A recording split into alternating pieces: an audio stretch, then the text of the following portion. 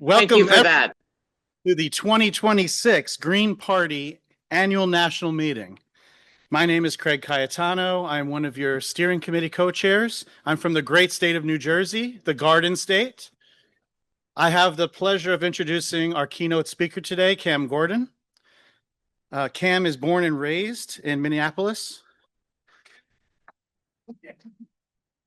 That worked real quick with this. Cam earned a BS in education with corporate graduate studies in early childhood education.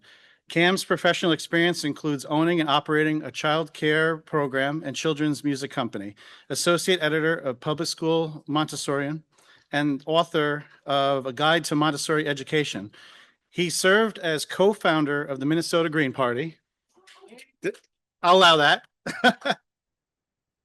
Board chair, Steward Neighborhood, and board member of Common Cause Minnesota, Fair Vote Minnesota, and the Minneapolis Center for Neighborhoods. Cam was elected member to the council for 4 terms. So let's give a loud snap and welcome our keynote speaker, Cam Gordon, to the mic.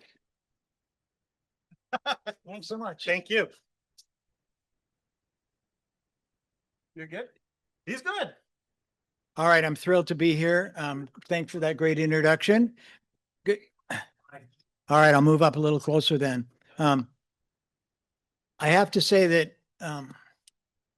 the Green Party of Minnesota and the Green Party nationally has given me so much that it's a real delight and a thrill for me to have this opportunity to maybe give back just a little. I am just an ordinary person. I'm just a guy. You heard that bio. Yeah, I served on some stuff. I had some jobs and all of those things. But I got elected to office. And everybody who's elected to office is a person. It's a regular, ordinary person. We have this tendency to think something amazing happens, and we have this way of doing that to people when they're elected. But just remember, if I could get elected to office, so could you.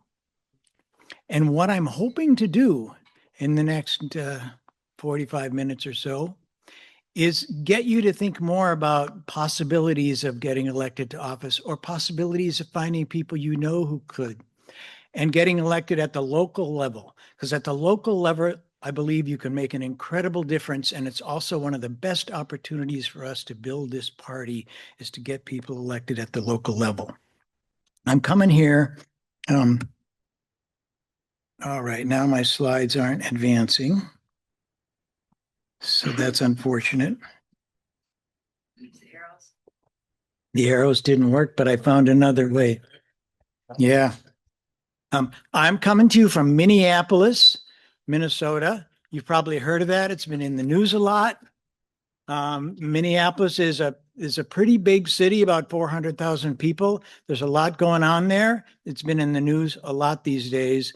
And I guess I have a couple questions for you before we really get started. I'm curious, are there any other people out there who are current or former elected officials, elected at some level of government? Raise your hands. Well, I see about 3, 4, okay, 5 people. Great. Are there anybody who you guys could raise your hands again for this too, who may not be in office, but you've run for office before? All right, so there's a lot of people who've run for office. Fantastic way to go. And are there anybody out there who's like been involved in a PTA or a neighborhood group or some kind of board and got elected to be on that board and serve on it? All right, that's more people. Maybe all of you then have already dabbled in this in a little bit, and I think that that's significant. Now, I got involved in the Green Party of Minnesota in 1994 when it was starting. I will confess, I had gone to meetings from what we called there the Democratic Farmer Labor Party. I had tried to help candidates. I tried to make a difference. This was kind of late in my life. I was in my 40s and I thought I'm going to get more involved now. I kind of came of age in the 60s and I was protesting and I was out there and I wanted to make a big difference. And then I had other life events that happened, but I got a little bit more involved in politics. And when the Greens came along, it was like I had found my home. Those 4 pillars, those 10 values, they resonated with me. That's exactly what I wanted to see, was a party that actually had some principles that they were going to follow through on. So I got very excited about it. And the Greens have been growing in Minnesota and in Minneapolis. We've had our ups and downs and we've had a pretty big dip, but we're now resurging. And I think we're coming back. And I just want to take a moment to highlight our endorsed candidates that we have. I think some of them are in the room. I think many of them are. Steve. and Seth isn't here and Jane isn't here, but Senabu is here. And I don't have pictures of Rachel, but Rachel is here. No, there they are. Stand up, the three of them. Look at them. Winkle. And Bruce has also been elected. And you'll notice that some of those are for statewide office, but Rachel and Bruce are running for some pretty, maybe more obscure kind of boards. Three Rivers Park Commissioner and Soil and Water Conservation District. So there's other things besides city council that you could run for. I do want to take a moment to look back a little bit at the city. It was the 250th anniversary of the Declaration of Independence. So people were talking a lot about history. And I just wanted to be clear that I'll rave about Minnesota and Minneapolis and how great we are and how good we are, but we have a shameful, horrible history. We have a history of genocide. We have a history with concentration camps. We have a history where we did ethnic cleansing. The Dakota people were forced out. It was illegal to live in the state of Minnesota for a long time. There was a bounty if you brought in the scalp of somebody who was Dakota, you would get money from the state government. Yeah. And it probably happened a lot of other places. There's a little map up there, which is about what was going on in Minnesota, according to maybe the European folks, and it's divided on the Mississippi. We had Spain and France and Britain were fighting over who would actually get control of it at the time. There was some fur trading going on and there were other things happening, but it was not even in existence. And the other picture there shows what some of the other images might have been and the people that might have been living around the Twin Cities and the Minneapolis area. I live right now very close to the Mississippi River, which goes right through the city. So we knew ethnic cleansing is part of our history, but we had something a little more recent that reminded us all of that. And I just want to talk a little bit about the Metro surge. You probably saw Minneapolis in the news during this time. We had 2 of our residents who were killed, Alex Preddy and Renee Good. And it was a horrible time. In so many ways, it actually felt like all branches of government had failed us completely, and all levels of government had failed us completely. The legislative, the judicial, the executive branches at the federal level, the state level, the city level, the county level, they weren't doing anything to deal with the horrors that were going on. But we had a grassroots uprising of people that seemed to get it, and they weren't being controlled by any level of government. They're being controlled by each other. We had what I was considering a surge of love that came forward from the residents of our city. You can see how many people turned out in the middle of winter to protest, but we had renegade bandits of mutual aid going on all over the place. We had an Ashley Fairbanks who created some kind of software so somebody could say, I need rent money, and people could go online and get the rent money directly deposited to the right person. Thousands and hundreds of thousands, probably millions of dollars were raised to support folks. Our public schools turned into community centers. The public school teachers were helping coordinate rides to and from school. Food was being brought in, clothing was being brought in, so that they were becoming this reservoir and support people. There were people who were afraid to go to work, afraid to go to the doctor's office, afraid to leave their houses. And it was obvious and it was dramatic and it was significant. We had other people who weren't afraid. So I might not look like it. You might not look like the stereotypical, but I'm one of those anchor babies. My parents came from Canada. So I'm first generation Minnesotan. I didn't have a worry in the world. My kids didn't have a worry in the world walking around, going to the doctors, going to work because of the way we looked. This wasn't just about immigration that was going on. This was a reliving of ethnic cleansing. And I don't really want to, I sort of want to go further into that. But the one point I want to make is what happened there with the mutual aid was a very green thing.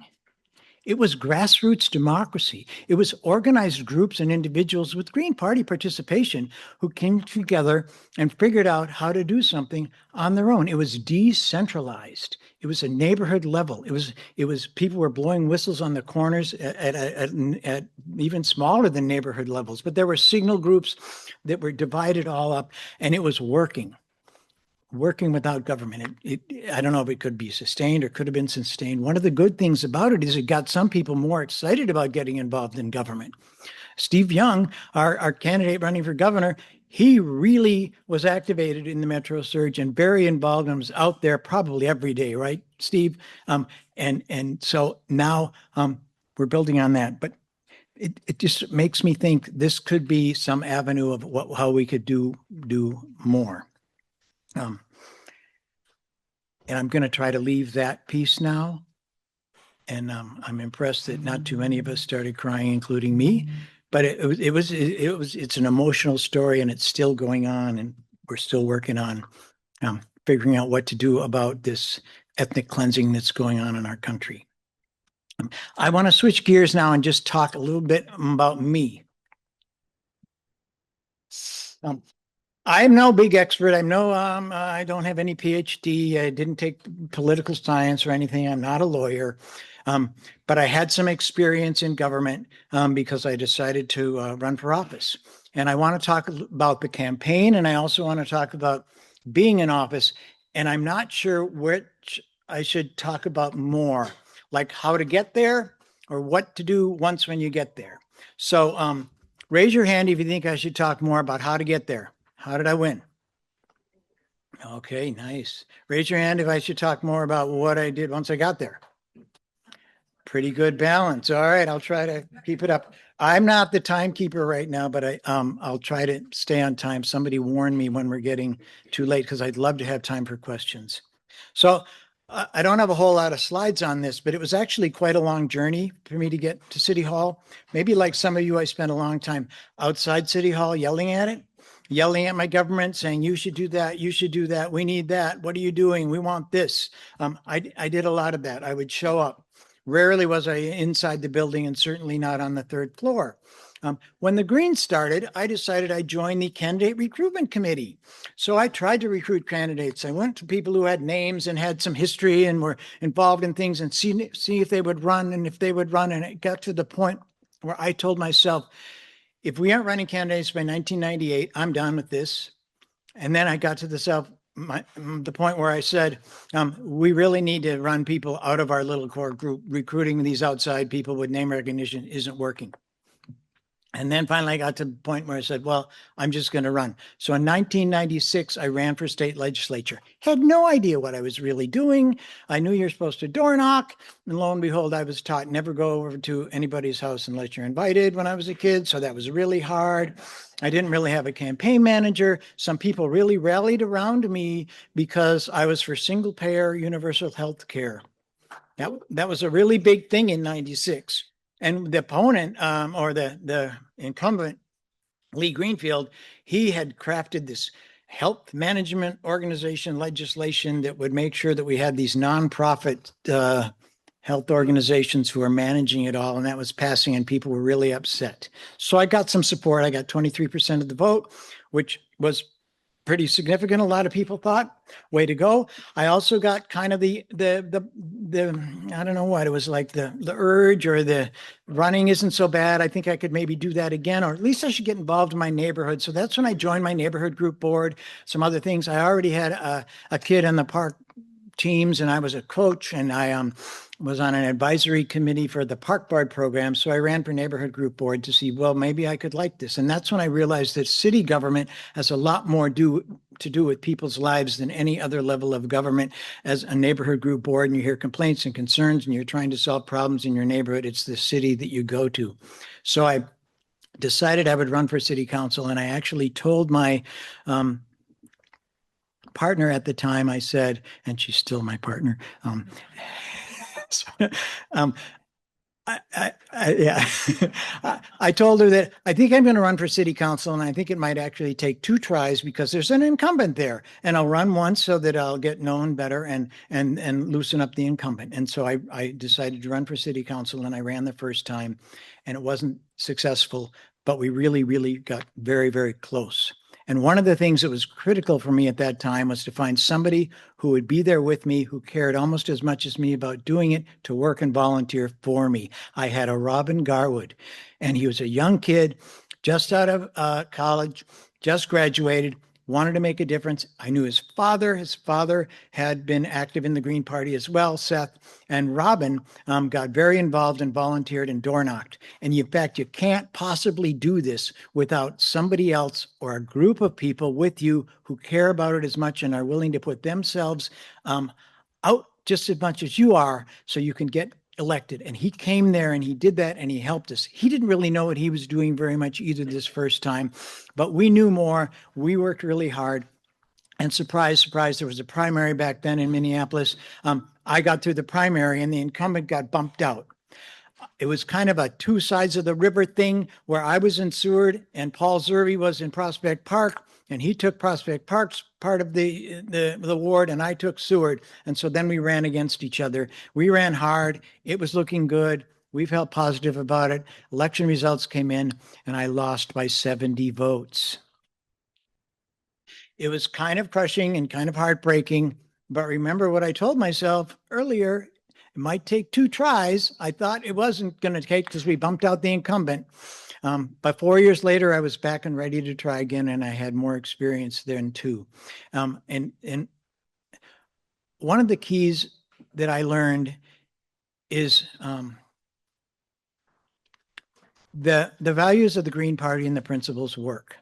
So when I ran on every piece of literature, sometimes I brought them down to one word. Sometimes I just said justice, peace, ecology, democracy. But I promoted those with the people in the ward. Every time I went out, every piece of literature, I told them, those are the principles I'll govern on. They resonated. People liked it. They got it. I also heard a lot of people who said, how are you ever going to possibly govern? You're a green. You're not one of them. And I would tell them, I'm running to represent you, and I'm going to be able to work with anybody to get things done in City Hall. I wouldn't have gotten that close, and I wouldn't have won the next time if I didn't get thousands of people who identified as Democrats and DFL, and I got a chunk of Republicans, but Minneapolis is really a one-party town. That's not a duopoly in Minneapolis. In Minneapolis, it's a monopoly. So I was trying to break the monopoly, and people were used to voting Democrat all the time. That's what they did. They didn't think much. And I said, think of me. Look at what I represent. Isn't that what you represent? Aren't these your values? Yeah, they're my values. Those are good things. All right, give me a chance, and I can prove to you that I can represent you on there.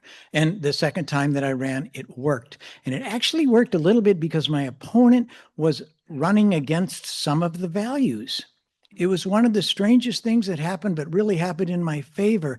I was talking about peace and nonviolence, and then she came back and said, but you don't handle international policy. You're not having to do with war.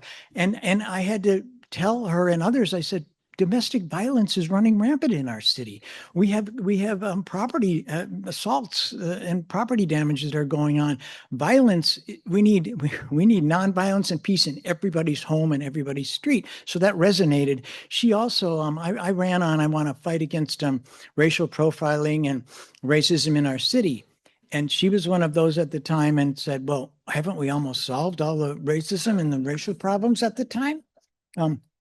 And so I think that probably helped me. But she had to try to distinguish herself, and I think she did so in a bad way. So when the results came in that day, I won by 108 votes. So it is very, very narrow and very close. And one thing I learned that I want to share with you, especially when you're running local, I think, but maybe anywhere, it's not always, and it's not even mostly the issues that you're pushing for. I'm sure I had issues on my campaign literature that people didn't really like and worried them a little bit, like public ownership of the electric company or something like that, or immigrant voting rights, which I had on all my literature. But what people are really looking for and is somebody who will be thoughtful, who they think will work hard, and who cares about them. They want to vote for somebody they think will actually care about them when they're elected and will be able to help them out. And that's a big thing to keep in mind. I certainly changed myself a little when I was running. Before I ran, I had long hair and a ponytail. I wore junky clothes. So I also had to get through what I call the 30-second window. When you knock on the door and you talk to people, you've got about 30 seconds, and in their heads, they're going, what can I come up with so that I don't ever have to think about this person anymore? So mouthwash, that's a good thing to remember, because if you fail the breath test in the 30 seconds, they'll get rid of you. So how do you look normal enough or clean enough, or how do you have that presentation enough so they'll at least give you 30 seconds at their door and then get some more? And the door knocking is really, really, really important. And I learned between my two campaigns a lot about how you can actually pay attention to where the voters are. We wanted to turn out new voters. That's a big thing you got to do. You got to try to do that. So I made a rule that I'm not skipping any doors, because the door knockers will tell you should skip those doors. They don't vote there. But I also made a concession that I said, but I'll go to the precincts where the highest voter turnout is more times than the other precincts, because you need to go after what one of my guys called the golden oldies. So if you're running locally, you look at who votes in the municipal elections, and if they voted in the last 3, they're going to vote in this one. So talk to them, get to them, so you get their vote. You've actually taken one away from the others. So that's another strategy that I think helps a lot. And those are some of my thoughts on all of that. But then I learned some different lessons once I got in there. So I won, and it was fantastic. It was amazing. It was delightful. And it was kind of shocking. But I ran and I won to prove how we could make those 4 principles our decision-making thing. And actually, I used all 10 of them often. But it was kind of hard at first. So finding my way in City Hall, and there's a couple of pictures. There's me, all big and important, sitting up at the dais, they called it. And that's the big picture of the dais where we all sat, and people looked up at you as you're sitting in this desk with these, security guards around in this very fancy, fancy room. That was pretty bizarre. There were 2 things that kind of happened early on. One thing is I had such high hopes, and it seemed like it was this chance of a lifetime. I actually was very prolific in my campaign literature, and I wanted to put platforms on every issue. So I was very public about what I was going to do. And when I was running, I was probably acting like, and I'm going to get all that done right off the bat. You better believe it. We're going to change everything. I didn't even really know about all the obstacles that were in the way, like immigrant voting rights in Minnesota. That's in the Constitution. And I wasn't quite sure about that. So even in local elections, we'd have to change our Constitution. Not to pick on Minnesota too much, but guess who voted to make it a state in the first place? They weren't the people who were residents living there. They were immigrants. But then later, when they were worried about too many Germans, I guess, moving into the state, they said, we're going to pass a law that says you can't vote until you're a citizen. And they did it in the Constitution. So that was one of those things that I never accomplished. In fact, there's lots of failures in my 16 years that I didn't get to and couldn't get to. But boy, did I have hopes when I came in. Now, finally, I'm going to be able to deliver my agenda. Now I'm inside City Hall. Isn't that fantastic? But there were also some rude, harsh awakenings, I guess I call it here. That's a picture of a vacant building back in the day. It's a grain elevator. I was in office about 23 days. And an urban explorer, young college student urban explorer, was in that, fell and died. So, and we had laws about protecting your vacant buildings so people can't get in, right? That was a city government matter. We were trying to prevent it. I failed. We failed. I had to talk to the dad. I had to have community meetings. Being in local government is bigger than the dreaming issues and all the platform planks. All of a sudden, you're worried about clean water for the whole city, street lighting, traffic accidents, all of these things that came up. And then I think about 6 months into my time in office, this happened. You might have heard about the 35W bridge collapse.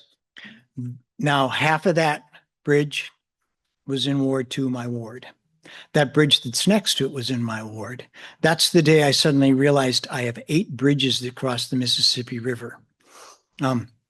13 people died in that one. That was another government failure. This was an opportunity, though, that also showed me that who's in there can make a difference. This bridge collapsed right before the Republican National Convention was coming to the Twin Cities. The state and federal government were in a big hurry to fix it as soon as possible. I don't want to not linger on the tragedy and all the deaths there, but picking up the pieces afterwards then became part of my role. That 10th Avenue Bridge, living under that 10th Avenue Bridge, squatters were there. Chester and Marcia had lived there for a really long time. When they came in to put in the new bridge, they came in and told me, we can't have these people illegally living on railroad land under this bridge. We're going to need it as a staging area. And so I thought, oh man, we're going to lose this one. Chester and Marcia are going to have to leave. Well, Chester and Marcia were loved in the neighborhood. Now, they've been living on vacant railroad land for a long time, and it was lucky it was railroad land because the city and the state couldn't really have a lot of leverage, and the railroad could care less about their land. They're a big national organization. So we were actually able to convince all the powers that be we'll move Chester and Marcia to an apartment while you're doing your construction, but you won't touch their property or their land. They had 2 vehicles on there, gardens, everything. It was a full-blown, yeah. And they were dear, sweet people. Marcia would go play violin by the Guthrie Theater and raise money. Chester, he was an alcoholic, but he did cartoons, and people loved him in the Cedar Riverside neighborhood. If you know Cedar Riverside, it's quite an eccentric mix of stuff. But anyway, because I was there, I was able to advocate to them and basically tell the federal government up the chain of command that you better not mess with this, or we're going to mess with you getting your bridge done before the convention comes, et cetera, et cetera, et cetera. And they just were willing to go along with it. So it does make a difference who's there. But the other part of that story is when you're a city council member and in local office, you can really make an impact on individual lives and help them out. Now, these are some of the things that happened when I took office that were, well, this is sort of some of the metaphors, but first, they have you lose your identity, kind of. So you get elected, you go to City Hall, everybody starts calling you council member. Sometimes they'll stick a Gordon at the end, but you can just know that all the city staff and everybody, they'll just call you council member. You're a title, you're that thing over there. And oh, by the way, you don't want to talk to a council member about this. There's all this management levels in city government too. And people at some level you can tell are told, don't bring this up to a council member, but this and this and this and this and this and this and this. And that just seems bizarre. In fact, I was struck by how I thought I'd gone back to monarch England when I got in there. It just felt like this is just a massive bureaucracy. There's all these different levels and structures. How can this possibly function? Also, when I had my great ideas like immigrant voting rights, it suddenly felt like this is pushing a boulder up a hill. This is impossible, insurmountable. All these things seemed like problems. Also, we had a legislative cycle that was 2 weeks long. All our committees met, all the legislation came forward and was ready in every 2 weeks, and then it would repeat itself. So the bureaucracy and the whole government felt like it was just a speeding train that was going on. How would I ever get a hold of it? Or else I'm paddling and getting nowhere, trying to up against the current. I want clean energy. We had this idea back then. Remember, peak oil was a thing before they got all this fracking and stuff?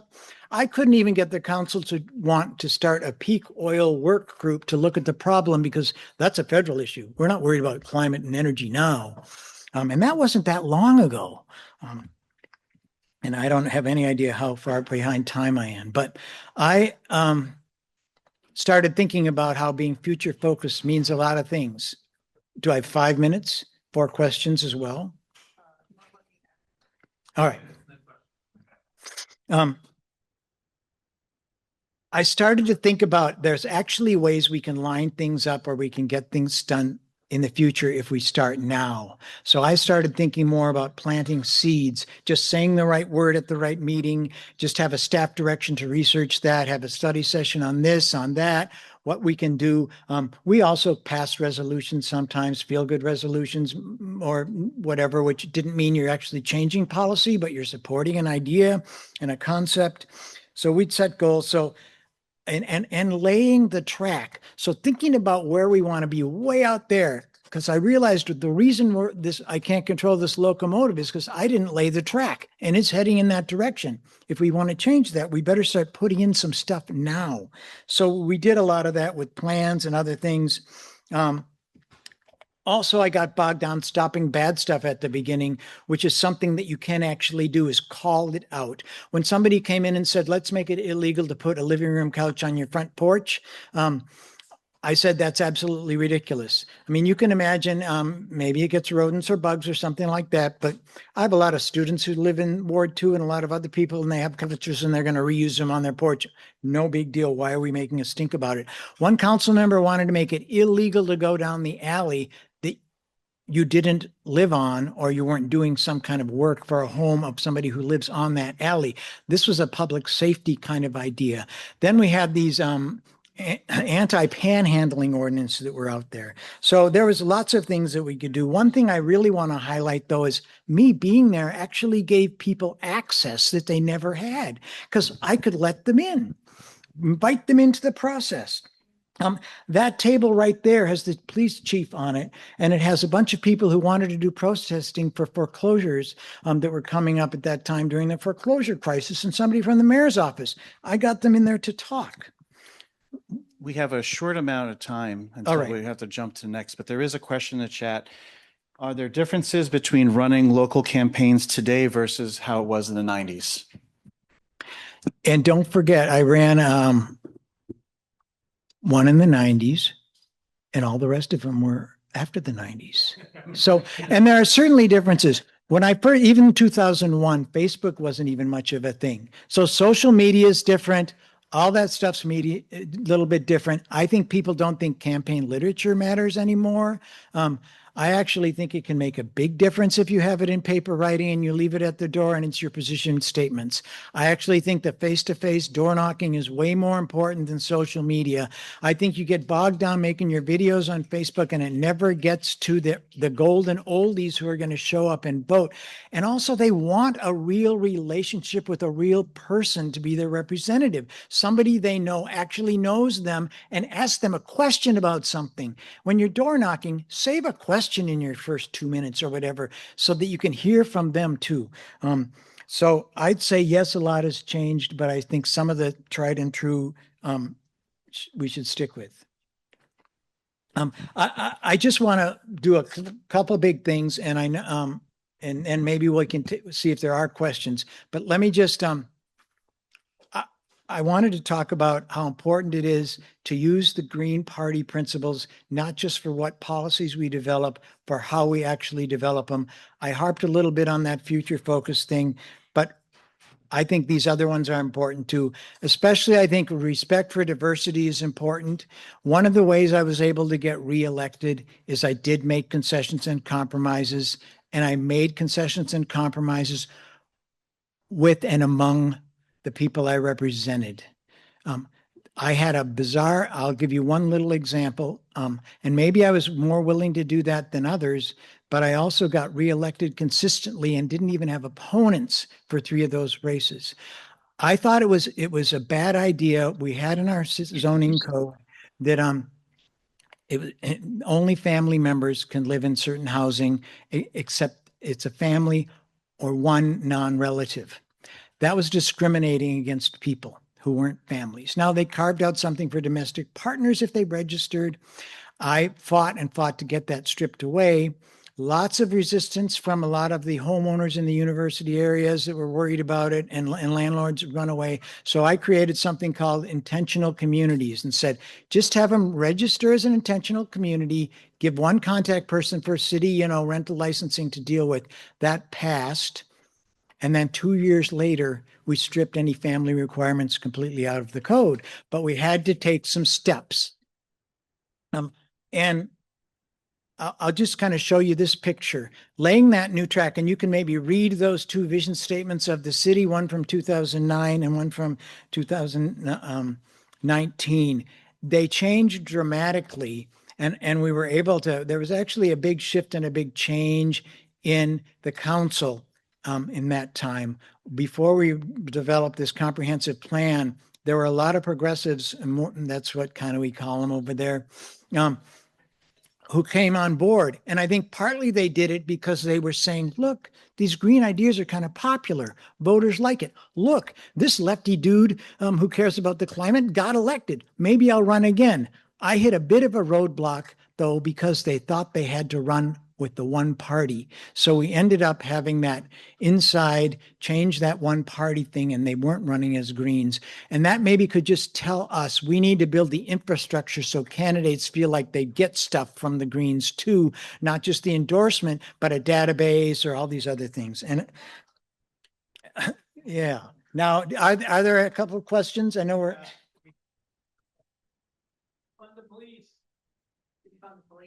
Yeah, we Could you repeat the question? one of the questions. Yeah. He wants to know, what did you do with defund the police? Yeah. So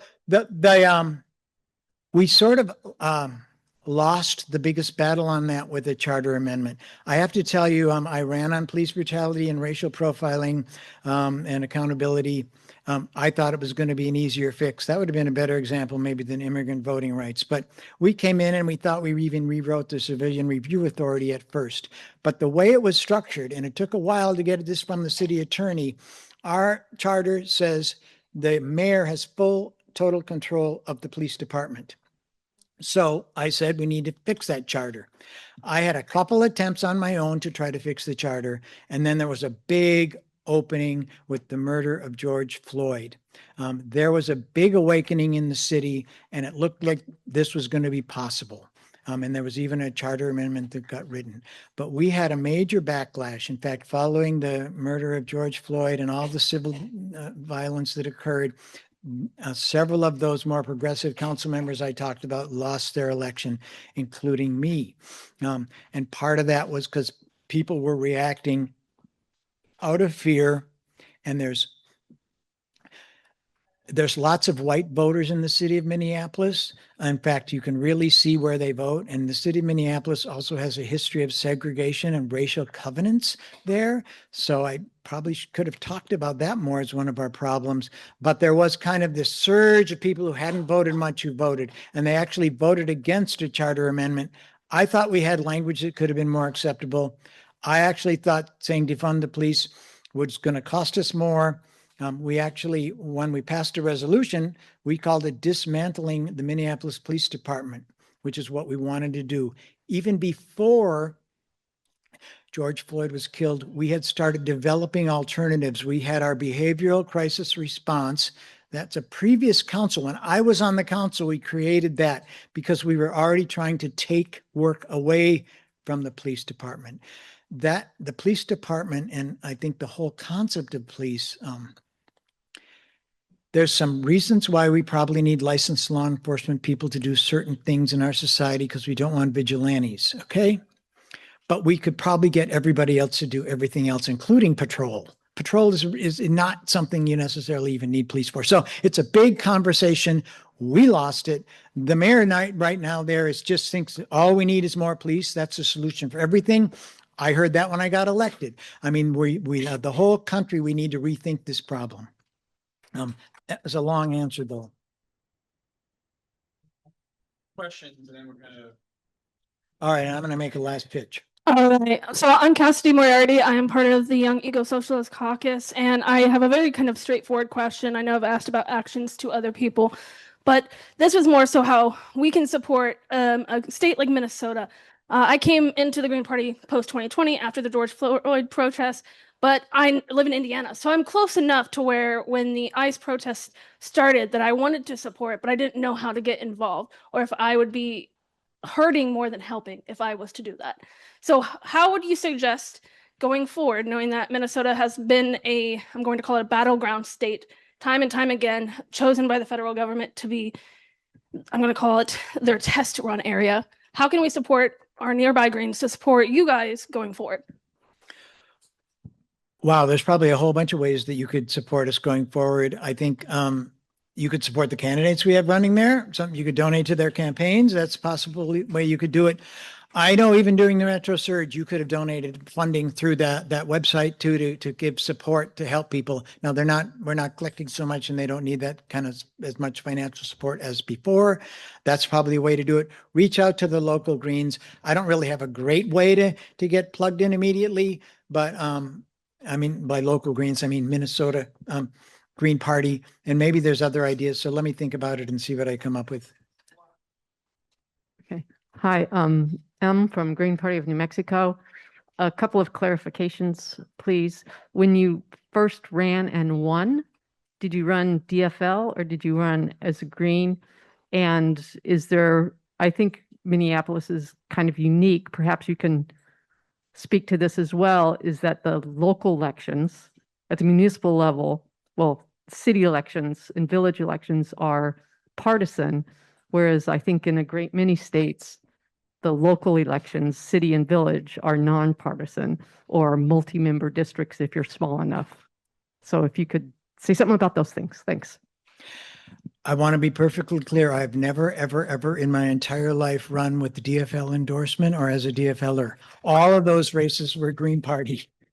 And I won as a Green against an endorsed Democrat. So yeah. And they're actually considered nonpartisan the way they treat them in law in terms of the primary and all of that. Although there's no more primaries in Minneapolis because the Green on the council led the effort to get instant runoff voting, which then started in Minneapolis, but caught on to St. Paul, Bloomington, and somewhere else. That's the other thing to think of when you run locally is you can be a pilot and you can be a model. And if you have a good thing, it'll get copied and replicated. And eventually we're going to get it at the state government, I tell you.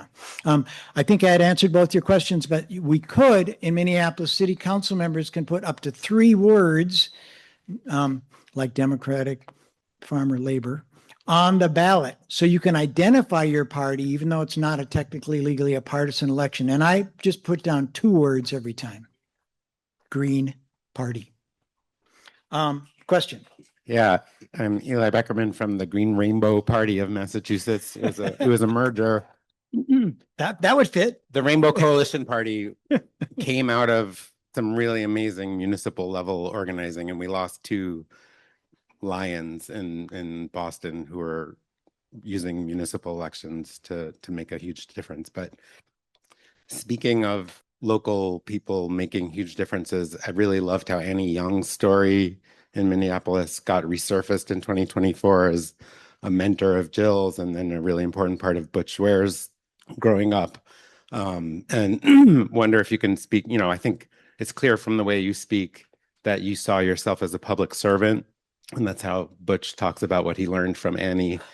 But if you could speak to her legacy. And then I also just want to bring up the direct action Minnesota activists who are facing real draconian charges from the federal government and for standing up to ICE. And I feel like there's so many different ways that the federal stuff is impacting local organizing, and everyone's on the target list. Plenty of people here for this meeting are on the target list, and they're coming after us. They're coming after countries, people, everything. And if you could speak to that. I certainly did see myself as a public servant, and I think Annie did too. I was really delighted when we actually were able to steal Annie from the DFL, and it was partly their fault because they didn't get around to endorsing her.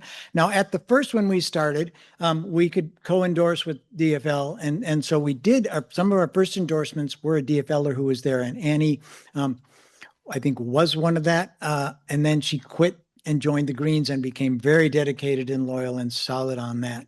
Also, when we did our instant runoff voting, we had some at-large park board members, and we used single transferable votes for them. And I know there was a workshop on proportional representation, but that's actually a proportional system. So you only need a minority percentage of first choices, or whatever you want to call it, to get elected for those seats. So we snuck it in, and I don't think we would have snuck it in if the Greens hadn't been there at the table writing the law. But Annie was amazing. And is a great role model. One thing I think that she would agree with is when you get elected, you got elected by a certain portion of your ward or your district. But once you're there, your job is to represent every single person and serve every single person in that district, whether or not they voted for you. And I think that's the way that she felt. And she served at large citywide, but I also felt like once I got elected, the hiring committee had spoken, but now I actually worked for the whole city because the whole city was paying me, and I should answer to the whole city and think of that.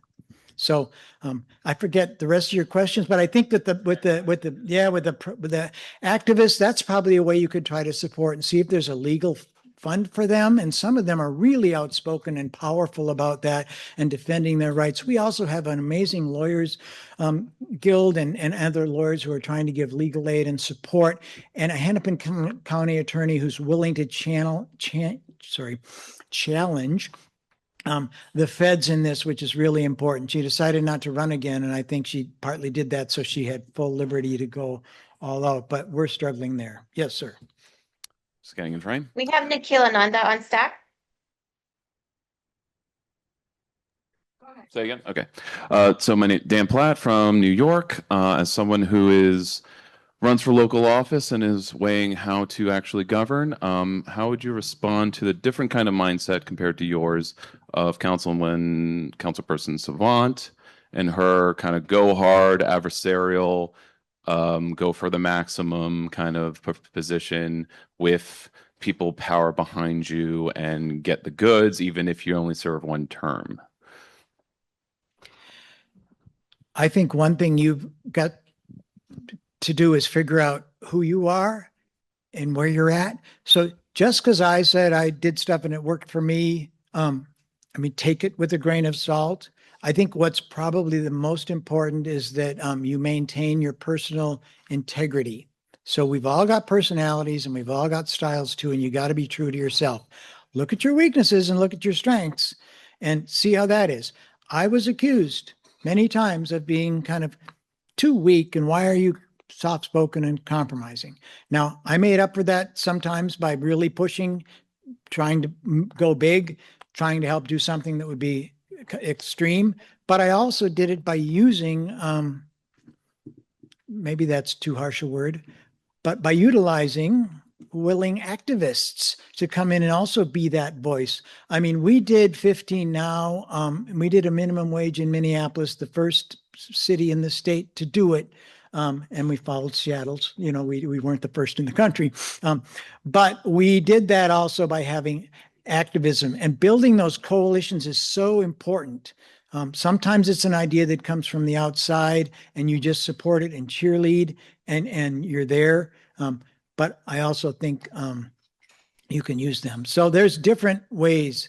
I think you'll have to think about how important it is that you stay there or try to stay there and how you best represent people based on who you are as well. We're going to go to Nick Yolanda in the chat for the next question. Yeah, mahalo. Cam, great presentation. It was a little unclear to me. When you first ran in 2002, 2004, 2006, were you on the ballot? Were they partisan races and you ran as a Green Party candidate? And then they went to nonpartisan, as they are in a lot of places, including here. They used to be partisan. Now they're nonpartisan. And second, were there more than one Green on the Minneapolis City Council? And thank you and mahalo for your presentation. Thanks for your kind words. They're legally considered nonpartisan.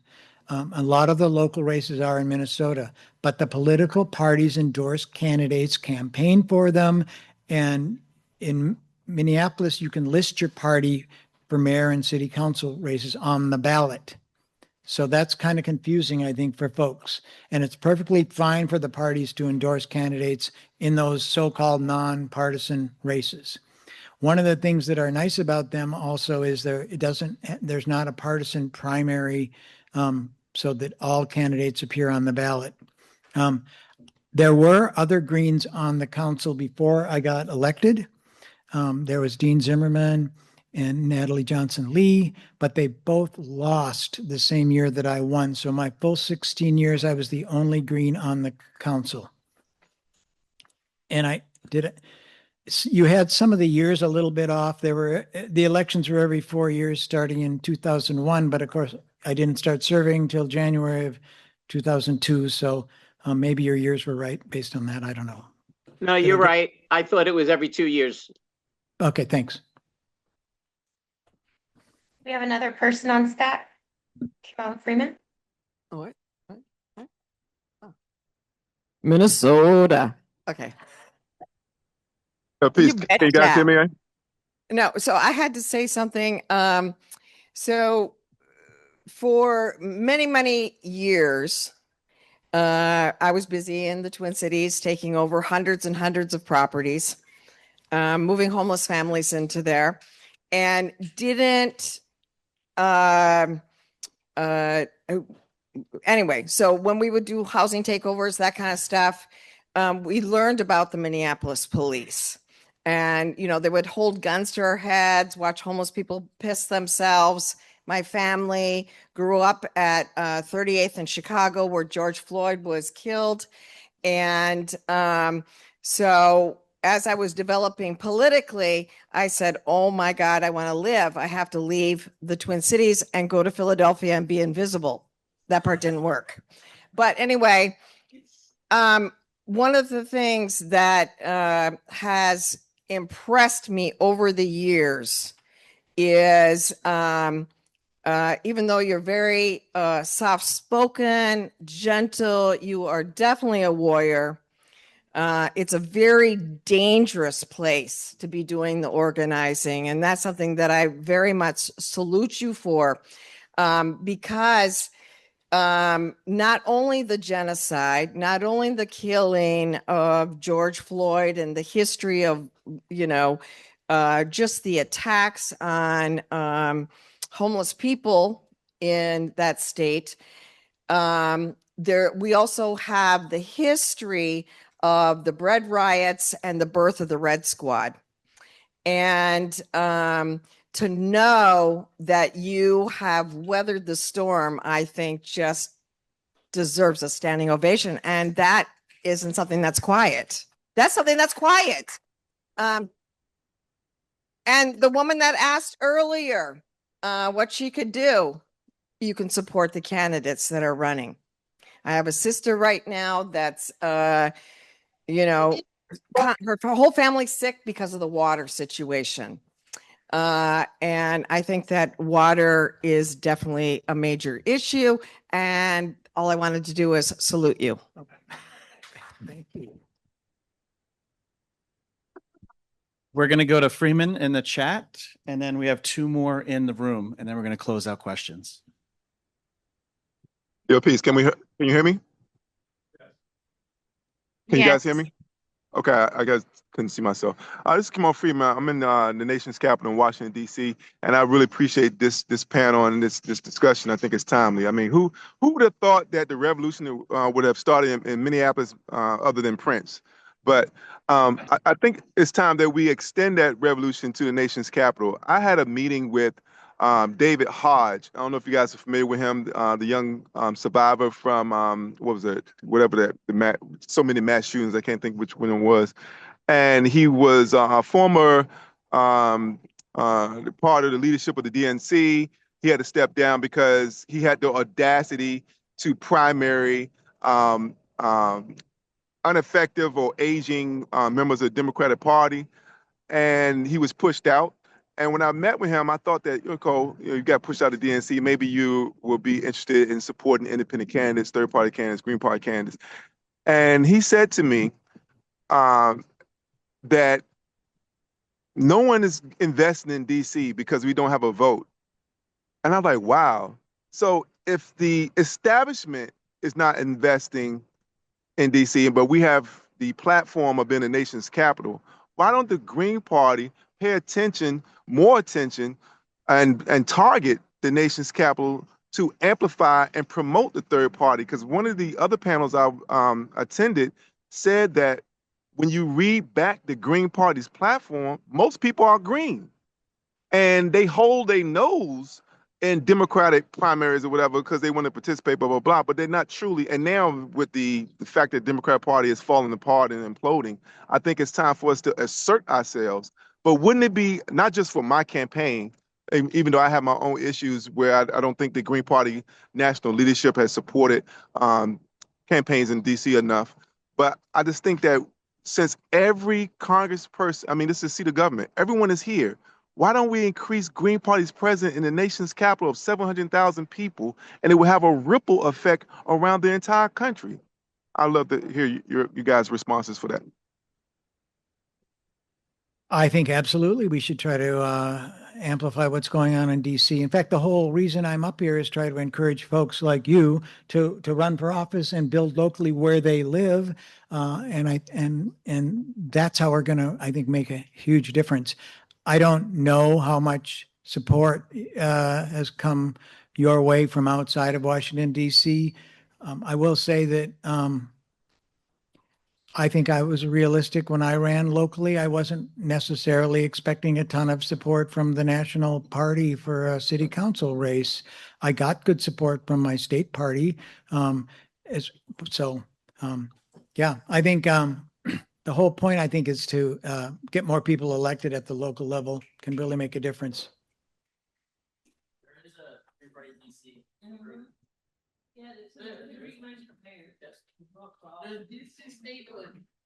Oh, DC statehood, its time is overdue. Yeah, it's on the platform. Yeah, totally. Oh, excellent. Can I just say this one thing about being in office too? All the cities, especially the big ones, so maybe, or the middle-sized, whatever Minneapolis is, and bigger, have legislative agendas, and most of the larger ones have paid lobbyists. So that's a way you could impact things too, is make sure to get that big thing you can't do at the city level on the legislative agenda to get done at the state where it should, or at the federal. And that can make a difference. It's small. It's a seed to plant. Yes. I just have to say, we got to do better. This man has been raising his hand for like an hour. So I know, like, you just like. We're closing on. Here's the last. Here's the microphone. My name is Adam Guyman, and I'm from the state of Utah, the Green Party of Utah. And I noticed earlier you mentioned about I know I rolled for office in 2018, and basically I do know that it's really important when you do have support. And I know I didn't get a lot of votes. I rolled for office at the time for Salt Lake County Council at Large Seat 3 as a write-in, because I didn't have the ability of getting in early enough, I guess, to actually get my party to be able to support me, I guess. And so I was going to say the other thing too is I was a member of an organization called UAPB, Utah Against Police Brutality, and right around the same time when George Floyd was killed, we were protesting as well in Salt Lake City, and I mean, we actually tried to create a board. It was basically a police. It was a board to try to have. I can't think of the name right off, but there's a certain acronym. Yeah, that's what it was. Civilian Review Board. It basically were people who were not police officers or people that had either a police officer in their family couldn't be on the board, but we were trying to do that. But unfortunately, in Utah, they actually made it illegal on a state level to even do that. And I kind of wanted to find out what your thoughts, since you were saying you were mayor and you've been in that position, how your thoughts were about that, I guess. Civilian oversight of the police department, I think, is a big challenge, and state law is often involved in creating that challenge. They actually have a licensing board in Minnesota and probably everywhere else where they get license from the state. So we actually, I was part of amending our Civilian Review Authority ordinance early on, and then it got amended later, and it got amended later. And now there's a Police Conduct Oversight Commission, they call it. I got convinced that that was like shuffling around a deck of cards, like playing Chinese checkers over here when it had no actual influence over the police culture or the laws governing the police. There were different tools for that. There's a contract, which I'm now pretty sure is hopeless because of binding arbitration. They always refer to the past contracts. So police are overpaid. Police don't have enough oversight. And what we need to do is, I think, take away more authority from the police. I was a person who actually wanted to dissolve the Minneapolis Police Department, and that would have been their federation, which is a union, but it's the union just of people who work for the Minneapolis Police Department and are licensed officers. So I'm an anti-union about that union, but I'm not anti-union. Don't get me wrong.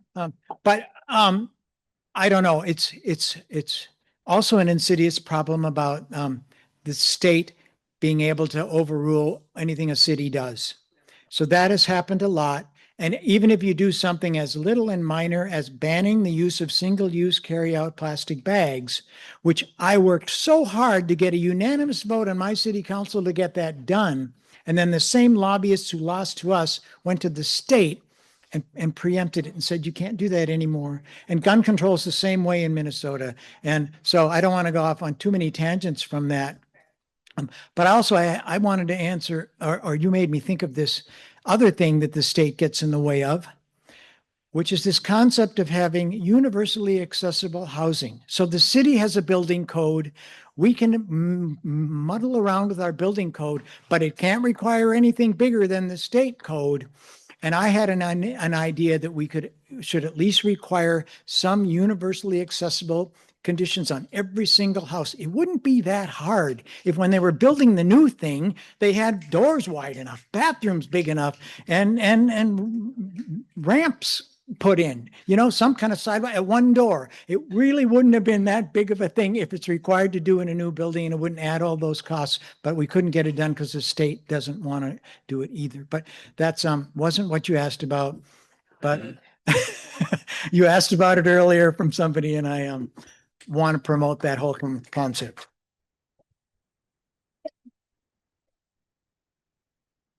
Great. Thank you, Cam. Can I make one last pitch at the end? And I know that I've gone over. I am worried about the way we actually do government in there. I think that the Greens shouldn't only be concerned about elections and about policies and about how they individually govern really great and ethically and open and all of that. But we need to somehow change the system. Our judicial legal system is obsolete and archaic. We have people sitting in robes up in big thrones, banging with hammers. There's a vision there of a restorative justice circle that's very different. We should have a replacement vision too for the way we run our city government. It's Robert's Rules of Order, point of information. Is there a second? All this obscure mumbo jumbo where you're not a person anymore. We should figure out how to create humane government. And looking at what England and Canada get to have, they don't even have to be stuck with a president. Overruled. But anyway, think about how obsolete and archaic it is that we're doing our government and inhumane, and how can we make it more real and more like a people thing. So thank you very much, everybody. Thank you.